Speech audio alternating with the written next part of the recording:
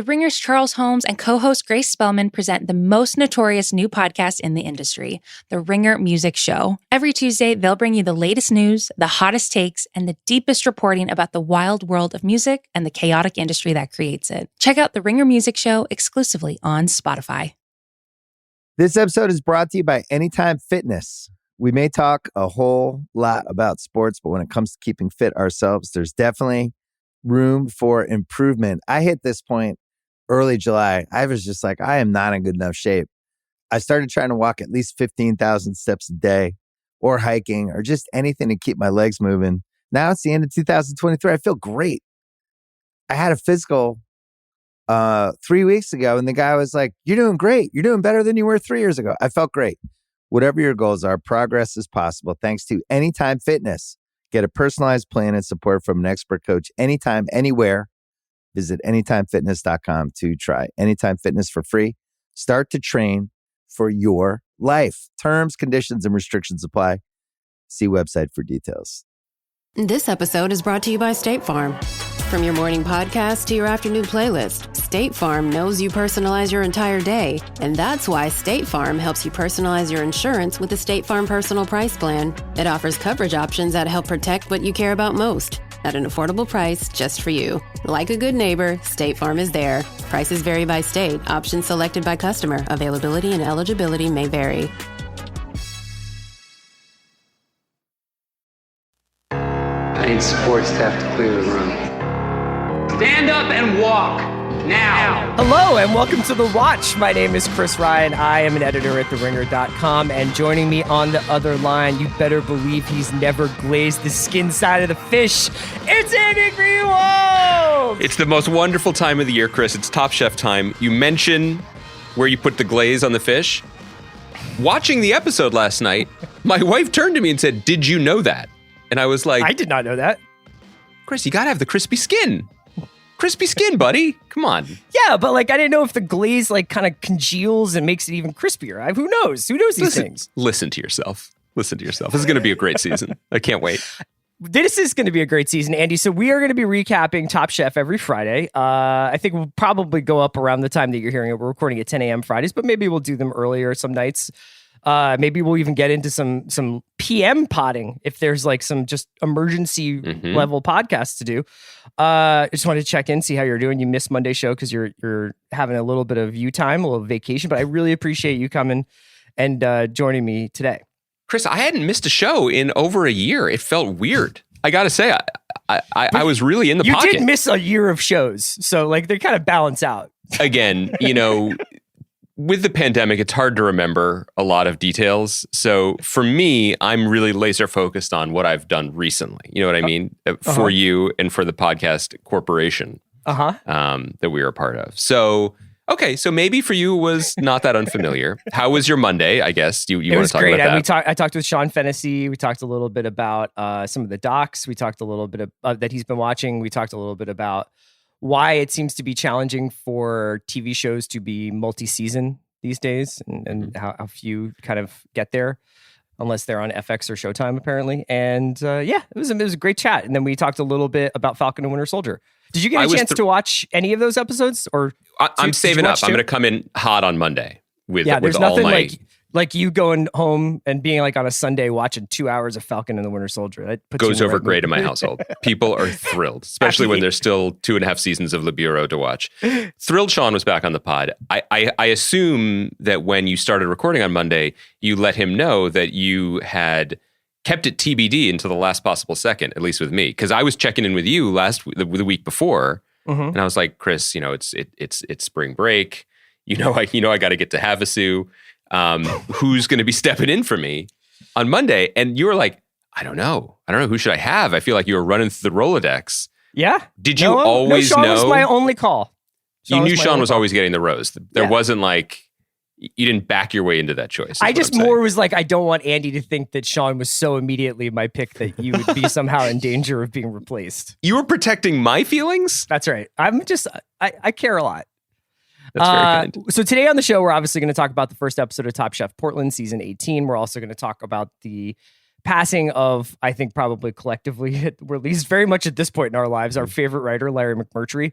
And we obviously did, I think for the most part, if you want our thoughts on Larry McMurtry's writing, and we'll give some at the end of this pod, you should just go back and listen to the Lonesome Dove Megapod. I put that on my Twitter. I think Andy put it on his. That was definitely one of the highlights of doing this podcast with you. And that was a really fun project because we kind of stepped outside of the like what's on Sunday or what's on this week and what's happening on deadline.com cycle and just really dove deep into something. It was like being in a sort of a mode of binge with a piece of culture that we really loved. And I think we're going to do it again. Obviously, we've talked a lot about the Bureau over the last couple of episodes. I finished season 2. And I think what we're going to do is we talk about doing one episode for the first 2 seasons, one episode for the second 2 seasons, and one episode for the 5th season. So I anecdotally feel like people are catching up with us. I think that we'll probably record our first 2 seasons one next week and then drop that either as a bonus episode or as some episode in the coming weeks. But yeah, it's great to see you. Should we just get into Top Chef, or you want to chat about anything else? I just want to mention one thing that came across the transom this morning. And by transom, I mean our always spicy text convo. And I feel like you wanted to talk about this, that there's some Avatar sequel news. And I think that it's good for us to occasionally bless the pod with some Avatar talk, just because the longest con in Hollywood history, I feel like it's coming due. We've kind of mentioned it here and there over the last few years. The first Avatar film recently reclaimed its title as the highest grossing movie of all time. I guess it had like a little re-release or something. And this is a film that, at least to my mind and my social circle, which is obviously very small and particularly small during a pandemic, the most successful film of all time, has left absolutely no cultural footprint.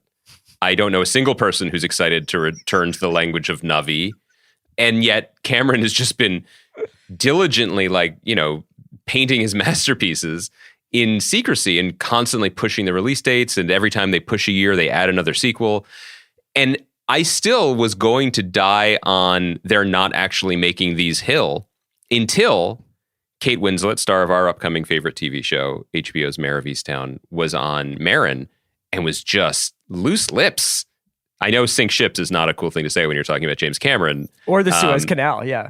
Fair. So so I'll back away from that. But Kate Winslet was basically like, yeah, Jim and I were back in the saddle. I was in Manhattan Beach, which I don't know if is a place anymore or if that's just a catch-all for a idea of filmmaking where you don't actually have to go anywhere. It's the code name for the 3D warehouse, wherever it is. Yeah. So Kate Winslet's like, yeah, I'm doing a lot of underwater work for Avatar 3 and 4. It's like, so I guess it's real, unless James Cameron is so socially eccentric that he just wants to catch up with his pal from Titanic, Kate Winslet. So he hires 70 CGI guys to put on dolphin fins and ping pong balls. And it's like, Kate, please play with us for a few days. So assuming that's not the case, these movies are happening. And then there was more news today, which you shared with me. Yeah. So I want to just say I think you're shorting Avatar stock. I think I've decided to come back around on this. This is great. As someone who could take or leave the first Avatar. I think I saw it in movie theaters, but it's one of those movies that went in one ear and went out the other.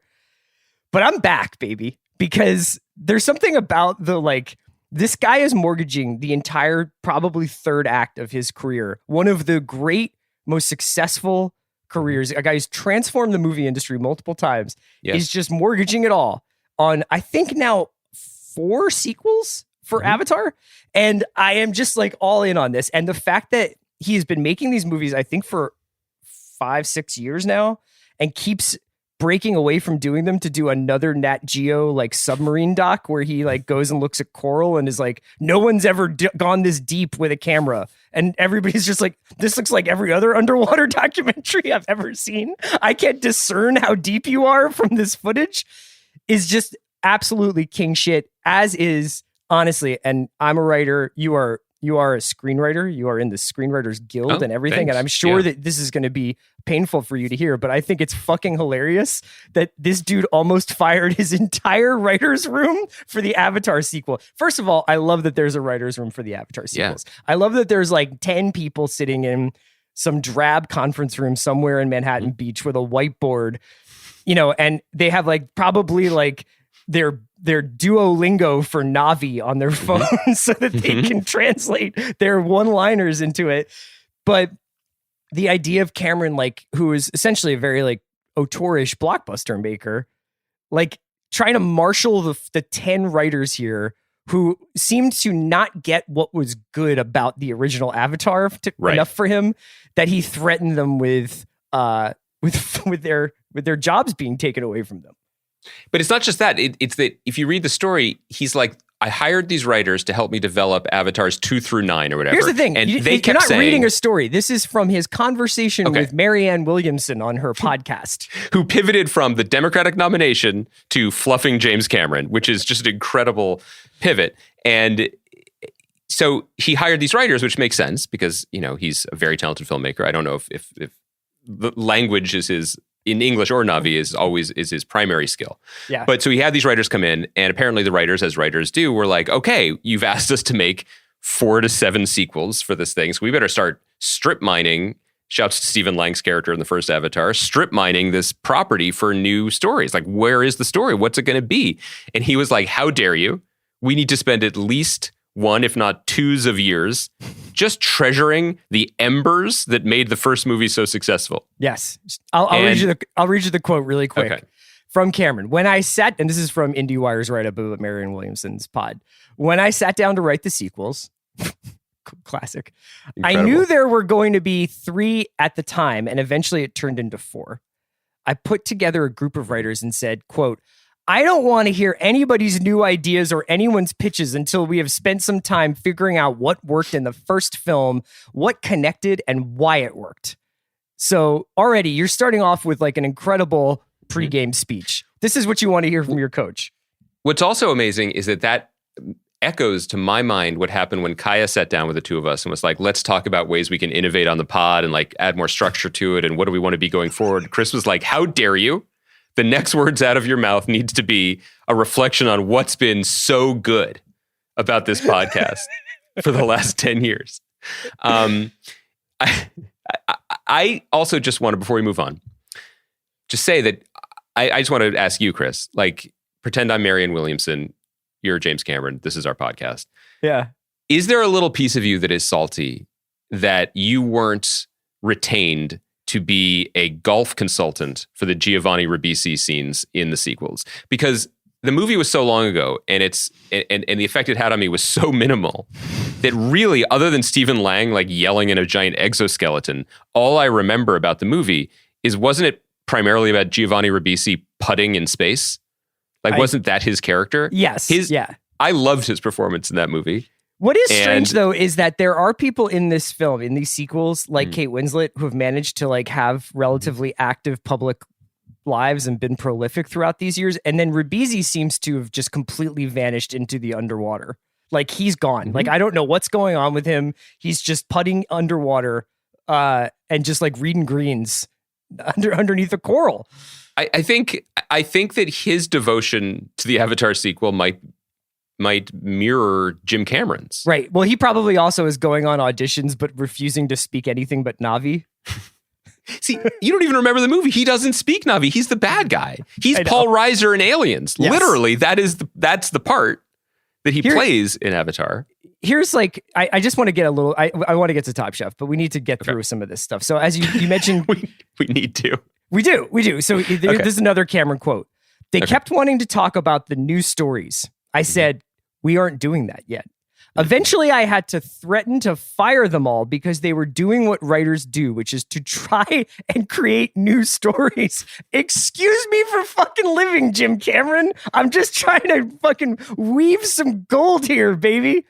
I said, we need to understand what the connection was, and protect that ember and that flame. So then there was like, this stuff where he's talking about how he wants to break it into a 3-tier structure. Tier 1 was the surface storyline, which is just the plot, Tier 2 was the spiritualism and the themes of capitalism, imperialism, colonialism, human rights abuses, and nature deficit disorder. James Cameron, where is your fucking DSA burner? I want to hear about it. I want to know who you follow on Twitter, brother. And then the 3rd tier, this tertiary level as well. And we were all in unison about it. But there was a level that was dreamlike, that you could not express in a sentence. It didn't have any isms to it. It was like a dreamlike sense of a yearning to be there, to be in that space, to be in a place that is safe and where you wanted to be, whether that was flying, that sense of freedom and exhilaration, or whether that was being in the forest where you can smell the earth. It was a sensory thing that communicated on such a deep level. That was the spirituality of the first film. Can you fucking imagine being a guy and you got your moleskin notebook and your fucking air book and you're just sitting there and you're hoping that James Cameron doesn't test his new like fire retardant foam that he has been engineering on you, and he's talking to you about nature deficit disorder and isms? Let me speak up for the writer in this circumstance. I don't know these people. I can't, fully presume their intentions or their paychecks, but I think I do know a little bit about the experience of a writer for hire in Hollywood. And I'll tell you, I will make a healthy bet that the majority of the writers toiling on Avatars 2, 3, 4, and 5 spent very little time dreaming of flying on CGI swamp monsters in space, and instead were just begging and begging for Big Jim to let them go before traffic on the 405 backed up to the point where Waze tried to actively kill them on the way home. You know what I mean? Like, they're hoping to qualify for the health insurance to cover their family that makes it worth driving that far to experience his wildness. And it's just, look, part of the reason, this is always the tension in Hollywood, and I almost prefer that it's now being brought to the fore, because we all want personal storytelling. We all want specific storytelling. It doesn't get any more personal than this. We're joking around, but clearly this matters to this guy. And that's the only reason that makes it interesting and makes it worthwhile. And frankly, makes it probably of more interest to us than the storytelling approach of like the Marvels and Disneys, who are just managing and Disney, I don't know, owns Avatar, I guess, because they own Fox, but sort of managing the IP. This is purely, he's just doing what he wants. And he's one of the few people who can still do that. That's great. But I do remember like my first experience in a writer's room when I was working for Noah Hawley on Legion. It was challenging at times because Noah is also a similarly auteurist figure and knows what he wants and has really big ideas. While we were in the writer's room, he was directing the pilot, which had already been written. And so there would be days where we'd be like, well, does she take their personalities or just their memories when she touches them or whatever? And we would have no one to talk to about that. Can you imagine what it's like when you are trying to negotiate what sea creatures can breathe through their 9 gills and whether Sam Worthington can become one or merely ride one? And you're like, where's Big Jim? And Big Jim is at the bottom of the fucking Marianas Trench. You know what I mean? Like, Big Jim is just like one ping only, Vasily. Like, what if there's one room where there's the writer's room for Avatar 5, and in the other room is the drinkable fluid from the abyss? You know what I mean? And there's just a room full of mice breathing liquid. And he's just like, some days I'm in room 1, some days I'm in room 2. That's Big Jim Cameron's life. Oh my God. And then some days, Kate Winslet's just making a K-cup in room 3. I really need to now spend the entire weekend just trying to find James Cameron's burner. Like, it's somewhere in the 43rd reply to a Suez Canal meme where he's just like, we could talk about supply chain, but you're not ready for that conversation. You know, like. This episode is brought to you by Mint Mobile. New Year's resolutions are fun the first couple of weeks. Then you kind of maybe conveniently forget about them halfway through January. No shame. It happens to us all. But this year I have a foolproof plan, at least when it comes to saving money. Just switch to Mint Mobile and you're done. Goal accomplished, because for a limited time, their wireless plans are $15 a month when you buy a 3-month plan. The great thing about Mint Mobile is there's no jaw-dropping monthly bills or unexpected overages, and all plans come with unlimited talk and text. Get this new customer offer today at mintmobile.com/watch. Additional taxes, fees, and restrictions apply. See Mint Mobile for details. I am ready for the Top Chef conversation. You want to get into it? All right. I do.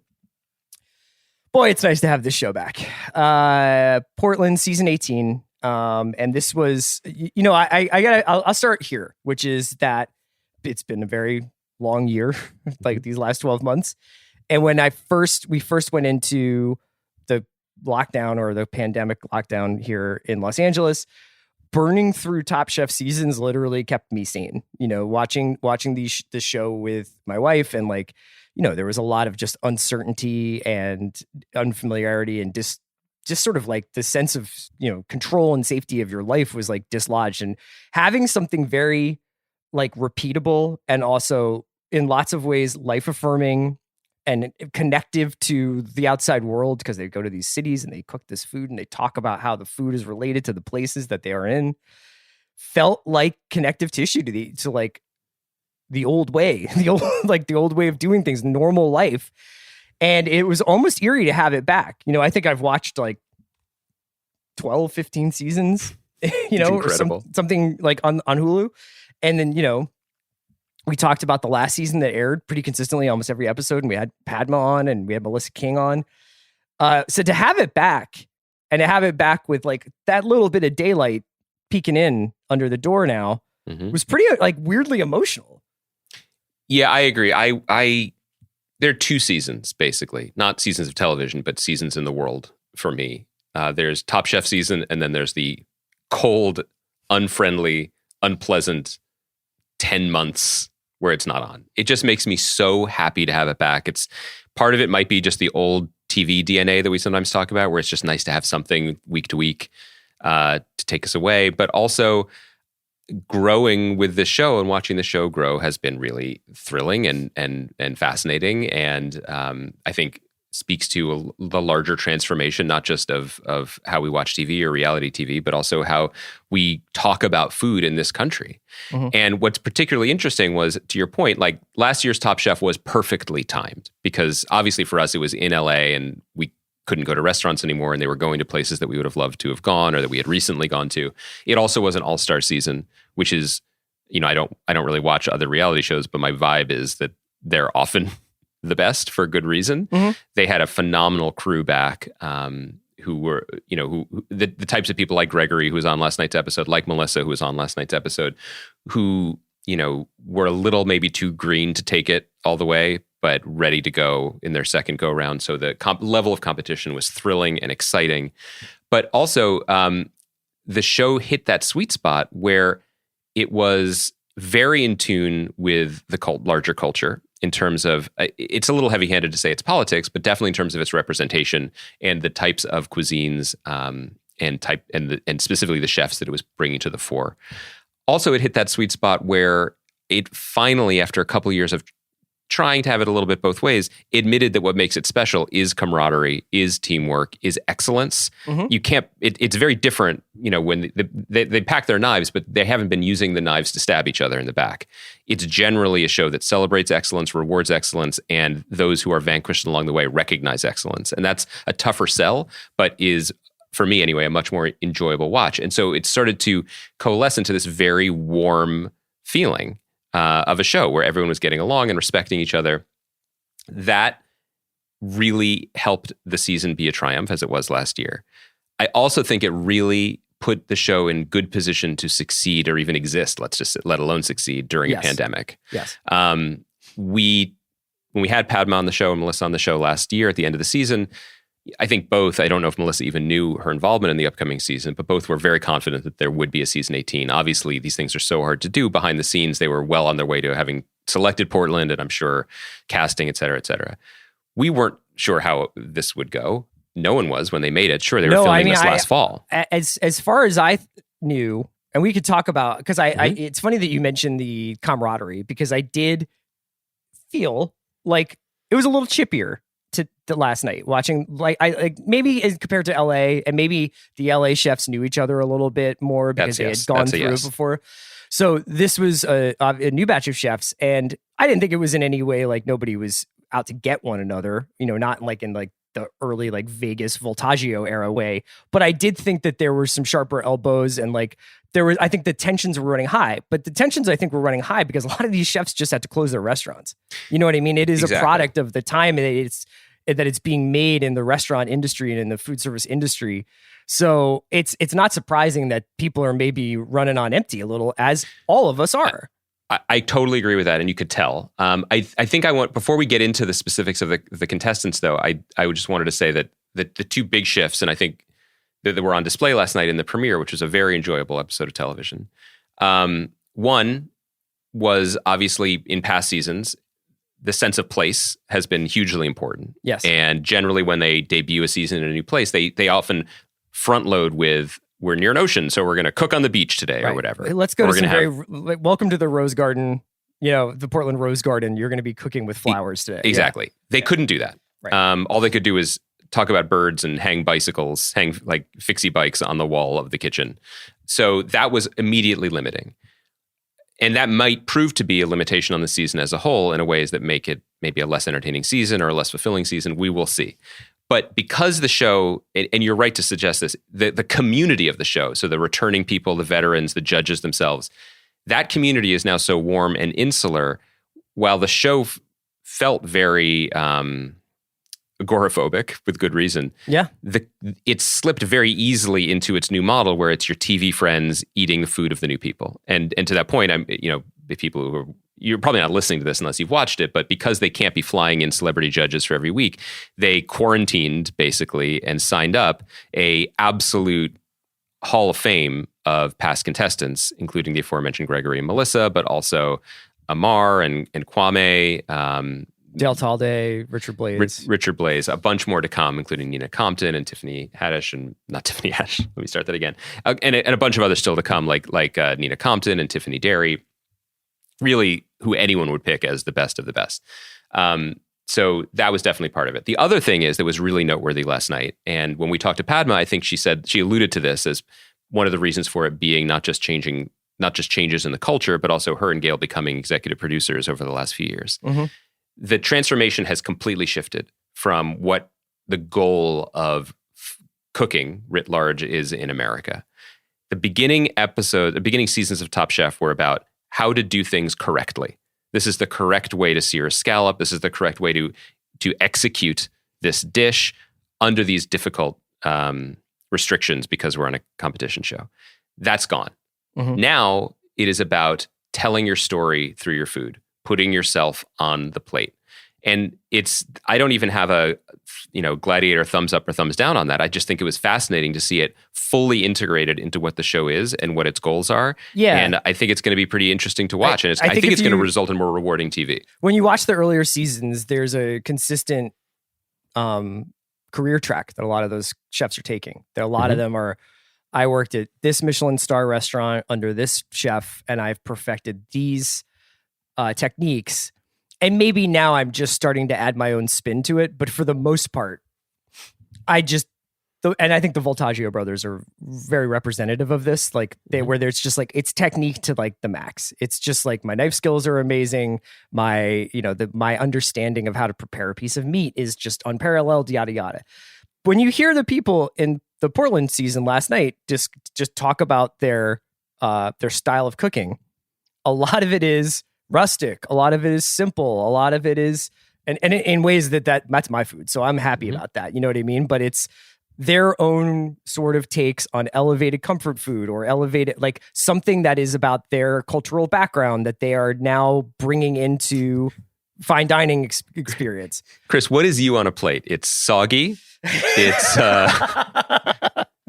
It's a little bit. It's a lot. It's just like what can we douse with water? All right, so just to say, I think of the contestants, the one that comes to mind is like the avatar of what you're describing is this guy Avishar, who did not have a great showing last night, but was basically like, my story is I am quote unquote classically trained to the max. I worked at 11 Madison Park in Manhattan, which is arguably the best or one of the best restaurants in New York, and was recognized as the best restaurant in the world briefly. And then he learned all those techniques, worked for the best of the best, and then he moved back home to Columbus, Ohio to cook more quote-unquote Ohio food. He is also of Bengali descent, but is from Ohio.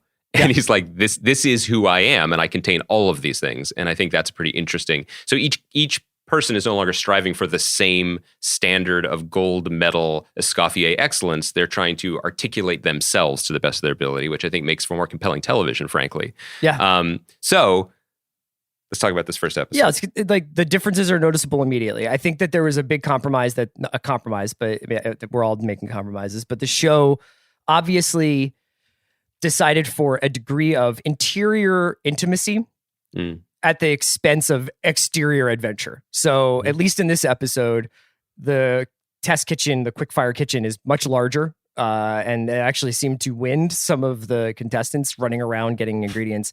But they're not wearing masks. They're not, they're all shoulder to shoulder there doing their work. So I think that what they basically obviously are doing is just testing constantly, but they're not going out very much. So when they go to Whole Foods, where Whole Foods is usually a 5-minute sequence of people pushing shopping carts around and changing their mind in the middle of an aisle and being like, now I'm going to do like a Haitian duck or something, like they change their minds all the time at Whole Foods. Now they have to decide what they're going to get from Whole Foods and do curbside pickup, which is, I think is going to be a major factor going forward. That's just an observation I had. I think for safety's sake, that makes sense. Of all the sequences to cut, them running frantically through a store, like trying to jostle each other for, 15 pounds of turkey meat or whatever. Like that, I don't miss that. My favorite move was always like the person who would go straight to the butcher and be like, give me this entire rack of lamb, and then just be like, I don't know what I'm going to do with this. But I have it. Yeah, I know.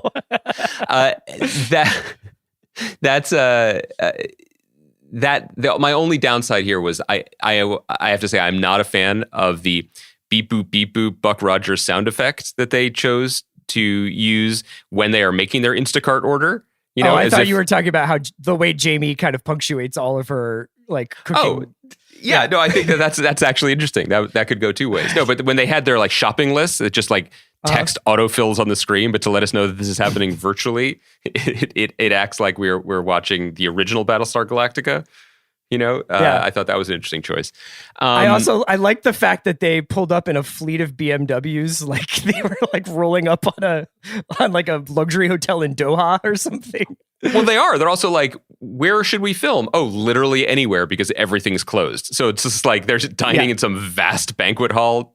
TBD, they don't say what it is. They all walk into a hotel. They're like, I love living in hotels. And it's like, because there's no one else here. Also, shouts to the dude who's just like, they're having a conversation when they're all getting to know each other. And he was just like, yeah, 3 kids. And the other guy's like, all homeschooling? And he's like, yep. And they cut the part of the conversation where he's just like, my wife or partner is a fucking saint because I can't believe midway through a pandemic. Yeah. I was like, please continue to care for these children in quarantine. I'm going to go sip champagne with Padma in Portland. So, you say respect. that, but when Jim Cameron calls you later today, it is like, it's time for you to take over the Avatar sequels writers room. Schools are opening up, Chris. What can I tell you? I think it's fine. There's light at the end of the tunnel. So I want to do quick fire, but hey, I was curious. 2 things. Mm-hmm. How fast do you start making evaluations on these chefs? And 2, have you eaten any of their food before? No. Okay. I have not. I think I had. I mean, I may have had Gabe's Cooking at Commodore in Austin. Gabe's Cooking at Commodore. Oh, right. Okay. Yes, I'm looking over the list of people. He was in the finals. Mm-hmm. He was in the winner's circle last night. Yeah. No, I'm not sure. I've been to Commodore. I don't know if he was the executive chef when I was there. I do think what's to in reference to what we were saying before, I think what's kind of thrilling about the way the show casts and approaches cooking and food in general now, the thing that makes it thrilling is that everyone is kind of on their own path, and it will be about consistency and sort of the game playing, but they are not approaching it with the same set of skills or necessarily the same goal. So it's not going to come down to, some quickfires will come down to how quickly can you brunoise 100 carrots or whatever. But ultimately, the food that Dawn is making is culturally completely different from the food that Gabe is making. And so it's hard to gauge how they will perform. It seems like they're all excellent at what they do. We just don't know how they'll do under these circumstances. That said, the two things that were interesting, Gabe Pescucci from Portland, of all of the contestants, was the most Nicholas Elmy, meaning like the most early Top Chef, the kind of blandly confident white dude who's done it quote unquote the right way and is about execution, and then gets in a team with 4 people that he's just met and tells them what to do. And they set him up so aggressively to be the heel, but he delivered, right? And so that was kind of interesting to see. The other thing that was heartbreaking was the show did do, you always have to watch the first episodes and you're like, wait, we're getting too much backstory for this person. Like the pro move now is recognizing that when they introduce someone late, right? Like they did with Byron Gomez. Hadn't even seen him for the quick fire, and all of a sudden we're getting into the main chorus and he's talking about himself. You would think that's a red flag, but for those of us who've been watching the show for 18 years know there just wasn't enough time. He's going to be definitely in the middle. The big red flags were for my man Big Roscoe, who is just like... Roscoe came through, man. Within 40 minutes, one of the most compelling television characters of the last year.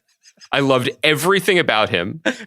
I have never pulled for someone so hard to get out of Last Chance Kitchen like I am for Roscoe. I know. I mean, so I feel like I'm doing this backwards, but one thing that rarely happens in the first episodes of a season of Top Chef is rarely does someone who is fantastic, clearly going to be a fan favorite, take the fall. And one of the side dramas, probably as compelling as Last Chance Kitchen, Chris, will be the fact that my wife is completely bored of 18 seasons of the show, wants no part of it. But Roscoe drew her back. She was all in on Roscoe. And then as we get to the final judgment, she was just like, well, I'm not going to watch the show if he's out. Because within just a limited amount of screen time, he was like, I am an artist, and they show his art, and he's great. And then he's like, I'm also a trained chef, but in a traditional sense. But now I'm the pitmaster for Rodney Scott, so my days are 3 a.m. to 10 p.m. just getting the cookers going. And I suppose there's not enough time for me to become a professional rapper. Right. And then when it comes time to tell his story on a plate, he's like, the story of me is I'm going to make a soggy brown ass dumpling in a brown bowl that I've never made before. I can't. You coined the term king shit earlier, and I feel like we should use it again. When people come through Top Chef and they're like, first day out, I'm making something I've never made before, I immediately want to bury my head. I'm like an ostrich. Roscoe had a tough night. So the quick fire was to use, everybody brought an ingredient that they can't live without. I thought there was a little bit of cognitive dissonance between the instruction of an ingredient you can't live without. And then Padma was kind of like, why did you bring this? Like we have this here already. And it's like, I guess there's probably like an element to the instructions that was like, we may or may not have this. So that's why you see like one guy brought caul fat. And I was like, well, that is very specific. You know what I mean? But like then at times that she was like, did you not have butter? Like, why would you This is a fault butter? of the producers, I have to say, because there have been, I think they've alluded to it over the last 10 seasons at least. There are pantry ingredients, but some chefs are allowed to bring like certain things that they can't live without. And there may even be a limit. So they've done that before. But generally it's like smoked Aleppo pepper. You know what I mean? Or it's just like one specific thing. And my dude is like, I can't live without vinegar. It's like, well, yeah, no cook can. That was a really weird choice, dude. So that was also a huge, the structural advantages and disadvantages in this episode were very pronounced, right? Because the team that got all of the ingredients to make a delicious meal just by happenstance. The one with anchovies, Meyer lemon. And it was bonnet peppers, right? Scotch bonnet peppers. You're great is going to do, you'd think would do naturally better than the chocolate and cheese team. Similarly, the people who got, although shout out to Ween, remember that Ween album, Chocolate and Cheese? I know, I was just thinking about that. So that was a good look for Philadelphia's own Ween. What would your ingredient be, Chris? I imagine I couldn't live without? I imagine it would be water. Can you imagine if they were like, everybody is taking out like their Meyer lemons and their rice vinegar, and I had like a gallon of distilled water. You just brought out a bottle of Aquafina. Wasn't sure what the supply was like up here in PDX. Heard there's kind of a vibrant separatist movement up here, so I thought I'd just I wasn't sure if Antifa had cut off the water supply yet, so just in case. And then like somebody's just like, oh yeah, we're gonna make this like beautiful like halibut, and then I'll just do this like soy miso glaze, and I'm like, and I'll just dump some water on it. I mean, just to reduce, right? I like a water-based sauce myself. Did you give it thought? Is there something that you would have? I'm still so like in my nascent. I'm like a fourth grader when it comes to cooking, so I got like I'm not sure what I do or what we do at my house that would be like out there. I mean, I've been really like miso has been really cool recently. I've been using miso a lot. Miso is my ingredient. And marinades, and we actually made a miso pasta last night. So yeah, like it's I would go miso. So I think I would too. Look at us bonding. Well, I over learned this. from you're my Obi-Wan, man. Like I learned from your So I do want to point, and now that we're sort of jumping around, like in the early things with the meeting the contestants, the one that did give me pause was the woman who was just like, my cooking is Alpine cooking, and I can't live without Gruyere cheese. Brittany. I fucking love Brittany. Her being like, my deal is like après ski, just That's like incredible. Mad fondues. I love it. And also then you're like, oh, okay, well, she must live in Vail or something, or like Solvang, California, where everyone just drinks in, pea like, soup Richmond, out of right? Hans Christian Andersen mugs, but she lives in Virginia, which, has a complicated history with heritage, definitely not Sound of Music heritage. Like it's very odd and intriguing. There Are was you saying also that Brittany is appropriating Alpine culture? I think that's right. Heidi, not hate. I think the ultimate winner of the episode, right, was Sarah. And Sarah. one thing that's also low-key great to watch over seasons of Top Chef is how strongly they either obscure or encourage the behavior and language of cooks who are first and foremost giant stoners. And I love Sarah. First of all, she won. She seems awesome. But her whole thing was just like, I don't know, people think I like to cook a lot, but really I just like to hang around and chill. Yeah, right. Yeah. She is a mood, the pandemic. I Sarah really respect definitely, an edible in an episode of BoJack is not unfamiliar to Sarah. Hey, I would say this, though. One thing I want to note about Sarah, who won both the quickfire with her group and then won the elimination challenge, even though she had immunity, is home court advantage, which is an interesting thing on Top Chef. It'll be cool to see how it plays out this season, because I don't know how much Portland we're going to get and how much, Portland restaurants specifically they're going to get. Portland restaurants also specifically have been hit really hard by the pandemic. I know of a couple that I love that have closed. But, I remember in Louisville, there's been a couple of seasons where sometimes being the hometown chef is a little bit of a gift and a curse. You may have a degree of familiarity with the geography of the city, but there's like almost like an inherent, like, not a target on your back, but you're kind of like, I've seen some people come in kind of cocky, like, this is my town. There's no way I'm going home. I can't remember who the Louisville chef was that was kind of like that in the beginning, but she was like very like, I can't fuck this up. And like, clearly it was in her head that she was like cooking for her city. And Sarah doesn't seem to have that yet, but something to keep an eye on. That's why Kyle Lowry didn't come to the Sixers. Right. You joke, but it's just can't carry the whole city on his back. I think it worked. It was better for him to be further away.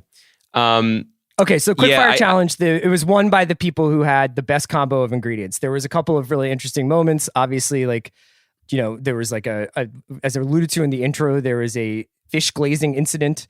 There was also some disagreements about whether or not to pull stems out, and we get the first notes from Gabe from Portland. There were two Gabes. Gabe from Portland, who has mentioned multiple times within 20 minutes that he once worked for Tom Colicchio. And says it ahead of the quickfire, which is funny because Tom does not judge the quickfires. So that was a foolish thing. The producer's getting a little frisky. Both the two incidents you mentioned were not mentioned by the judging panel. The stems thing and also the soggy congealed fish skin. Maybe they agree with you, Chris. Maybe Greg Gourdet is like, the key to my Haitian cuisine is that the fish skin becomes moist and it becomes sort of a wet fish. Where it's indistinguishable from the fish itself. I like all of my cuisine to be edible with a spoon. We also were talking, by the way, it is now past the point of being a joke, and it's just accepted that it's okay to, like at a certain point around season 12, they ran out of ways to describe eating the food, and they started saying it eats well, or the cook on it caused it to eat well, and just wondering like how far can you push it. I will say though that they are like watching and they had like a big literal judges table where they were all eating these final meals that incorporated a bunch of different birds. So there was turkey, there was partridge, chucker. Chucker and partridge are the same thing, right? Chucker is something that apparently only exists in Portlandia. No one had ever heard of it. I can't remember what chucker actually is, but then there was quail, turkey, chicken, yada yada. It basically came down to the hardest birds, like squab, right? Which is essentially like a pile of bones, right? Remember, they were like, "Oh, respect to this guy for giving us a claw," and everyone's like, "Hmm." But I am learning a lot about balance, I think, in cooking, which is been really cool. Like the way that they describe how different elements of a dish will play off one another. And clearly what they're looking for is this kind of harmony rather than an overwhelming like sweet without enough acid or any, like, you know, like I think that they're really good at describing how the components of a dish either complement one another or block one another out. So it's always an educational experience. We're seeing things, the types of errors that were missing last year, because last year with All-Stars, people had done it before. But when you are one of 15 dishes that judges are going to have to eat at least part of, steering towards bright acidity is key, because that keeps you feeling lightness and also keeps your appetite feeling engaged. If you eat a heavy stew, you're not going to want to take more than one bite of it, because as a judge, you know there's 14 more plates coming. And these are the sort of mistakes that people tend to make early on in Top Chef seasons before they realize what exactly it is they're up against. Oh, last thing. Remember 2 or 3 years ago when Chef Eric was on the show and he came back for All-Stars last year. And one of the things that made him so dynamic was not only is he just an awesome, charismatic contestant and chef, but his cooking is based in West African cuisines, and which had generally been wildly underrepresented. That I don't even say generally, have been wildly underrepresented on all the American media, let alone Top Chef.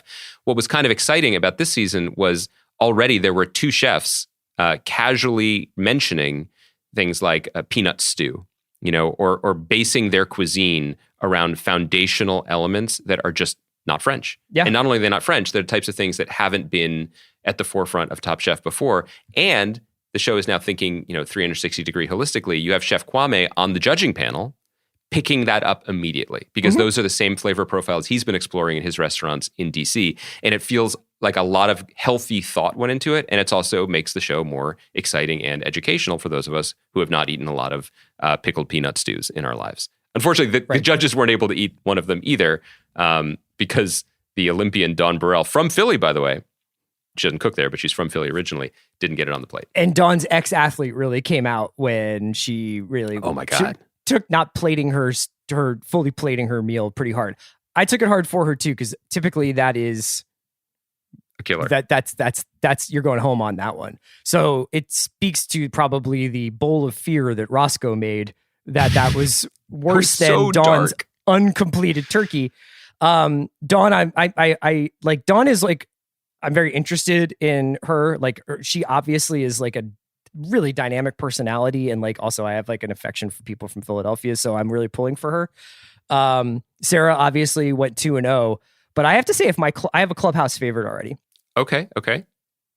It's Shota. I like Shota too. Because tell me why. I felt like Shota, first of all, the right temperament, like didn't go too high, didn't go too low. Just watching it on television, you could tell his technique is out of his world. You know what I mean? Like, and that he is making food that is very much his, but is recognizably elite. And I felt like, at least in Tom's reaction, Tom was like, "You're a motherfucker. Like you can cook." And like, he was like, "Tell me about how you did this duck." Yeah. And Tom's face was like, "You're insane." And when he's describing like, "Oh, I braised it and let it settle, and braised it and let it settle," Tom was just like, "You're a bad boy." Like, I like that. You know what I mean? So I just think he's just, if you're doing like week to week betting on this, like anything's possible or whatever, but like his just like level of technique at least popped for me. I agree. The show has also been woefully underrepresented by Japanese cooking, not like people who have worked in Japanese restaurants or who are interpolating or borrowing aspects of like shiokoji, or I know how to have a sushi knife in my roll or whatever, but like the type of Japanese restaurant cooking that Shota clearly has trained under, like we have not seen that. And that is a level of technique and expertise that you could just bust out like, "Oh, I have a duck breast. Look what I'm going to do with it." That is definitely to be reckoned with. It's teriyaki, but I'm also going to like braise it in a way that like, 36 people on the planet can do. That's pretty wild. Anything else you want to add before we move on? That would be next level, Chris, in the judging panel. So what I'm hearing from you is it's teriyaki, but now what I'm interested in is what comes after the but. Maybe you can fill me in on that. Give me the water content here, like anything else you want to mention? Do you have a clubhouse favorite? Do you think Sarah's 2-0 is like a kind of like first out of the gate, but like she gets pulled back to the pack? Like, is it too early to tell? It's too early to tell, but the thing that Sarah did do that was really impressive was, her personality was engaging and fun, and we're joking about her having edibles or whatever before they start filming, and her level of modesty was adorable.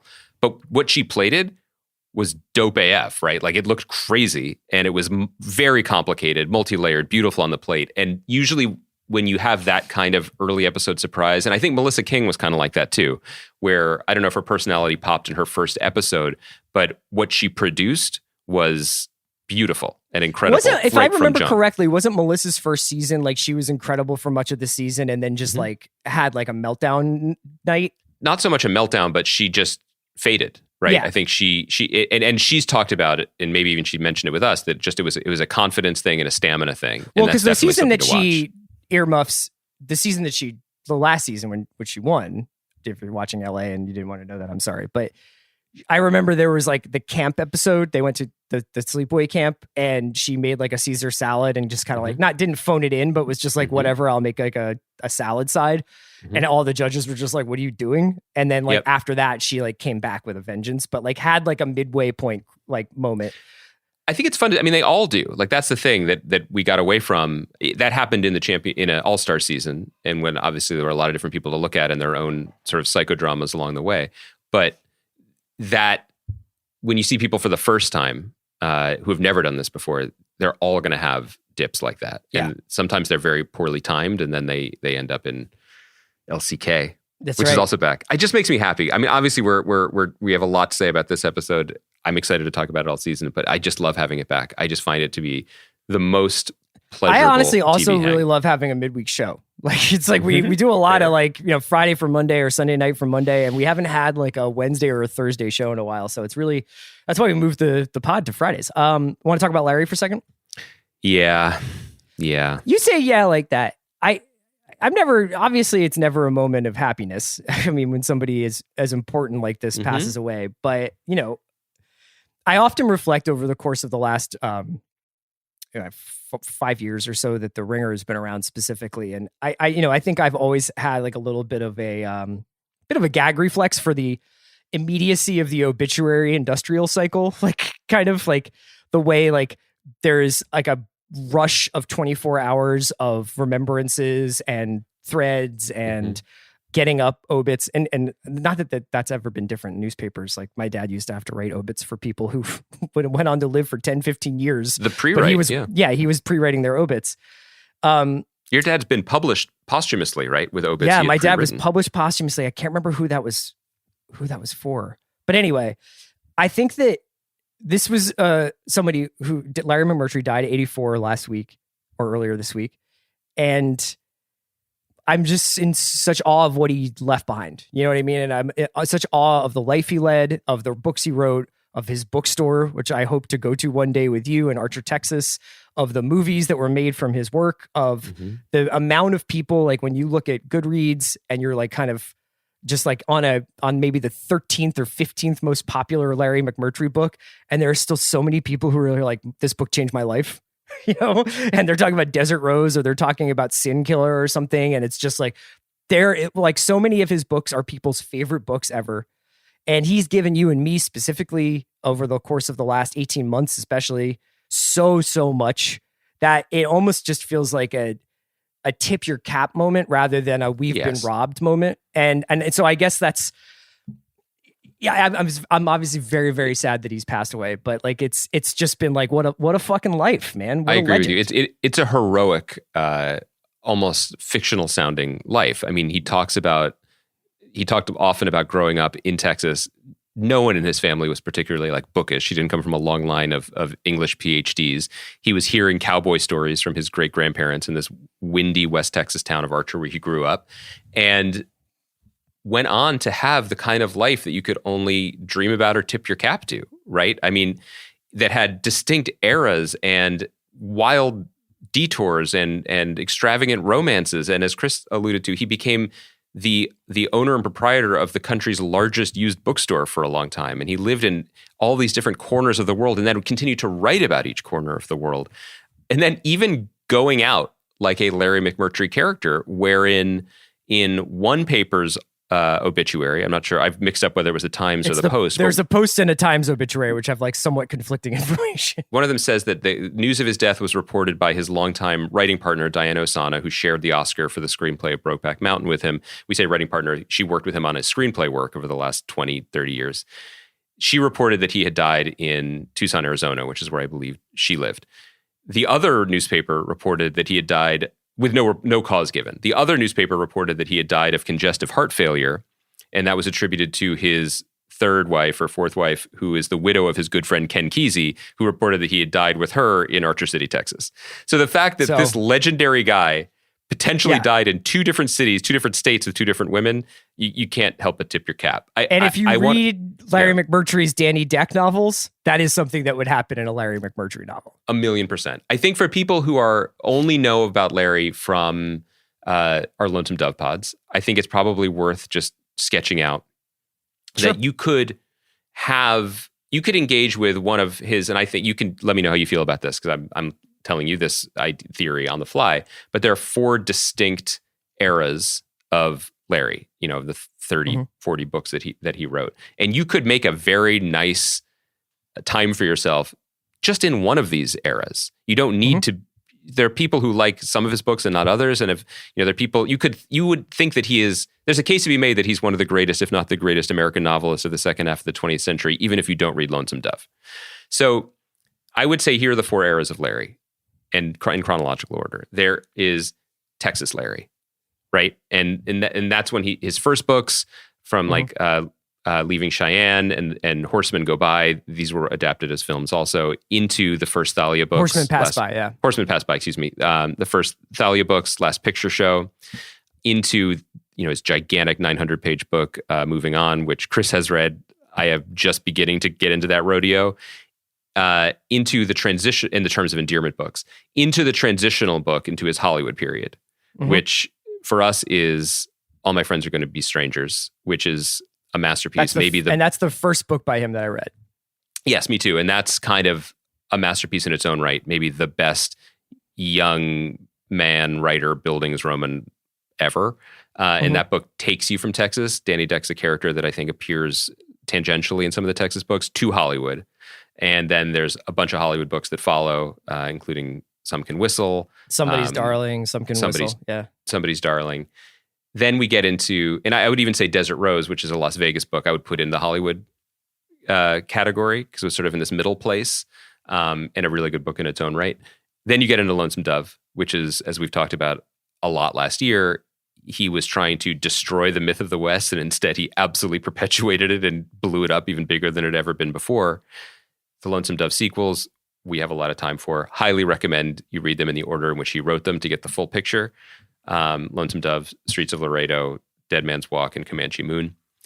And then you kind of settle into late period Larry. And in late period Larry, you get masterpieces. You get the next 2 Thalia books. You get Texasville, and which you I get just finished, Dwayne's Depressed. I feel like Last Picture Show in some ways is the best book of the 70s, Texasville, the best book of the 80s, Dwayne's Depressed, maybe the best book of the 90s. He wrote 2 more books in that series. Let's pretend he didn't. That's all I'll say about those. That's when the lights go out, right?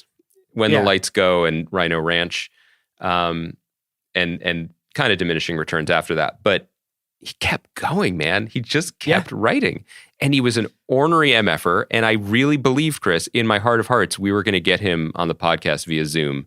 And he was just going to rip us for being sentimentalist sissies or something and hang up. And it was going to be the greatest moment of our lives. I really thought it was going to happen. Do you want to recommend 3? It's hard. I mean, 3 outside of Lonesome Dove, which probably... No. Yeah, outside of Lonesome Dove. I think I would probably go with All My Friends Are Going to Be Strangers, which I think would be a great gateway drug if you want to get into it and you're not sure if you want to do cowboys. I would do Somebody's Darling, which is somewhat of a sequel to All My Friends, but is a really awesome book about movie making as well. And it's sort of a globe-trotting 1970s Hollywood book. And then the third one, I think I would do Texasville, honestly. I just read that. It's the sequel to Last Picture Show. I think you like Last Picture Show more than I do.